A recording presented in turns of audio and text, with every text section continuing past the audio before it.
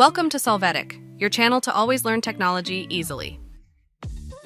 Below in the description, you will find useful links we used in this video.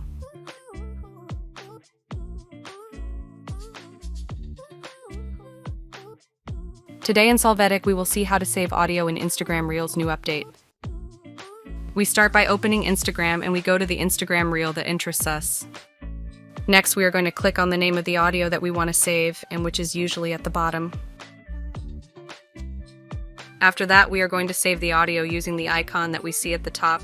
When saved, it will change to black. Now, if we want to see our saved audios, we will go to our Instagram profile and click on the 3 top points.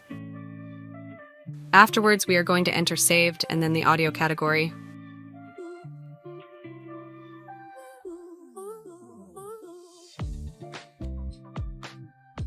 Here we will find the audios that we have saved on Instagram. Hey, remember to subscribe Solvetic channel.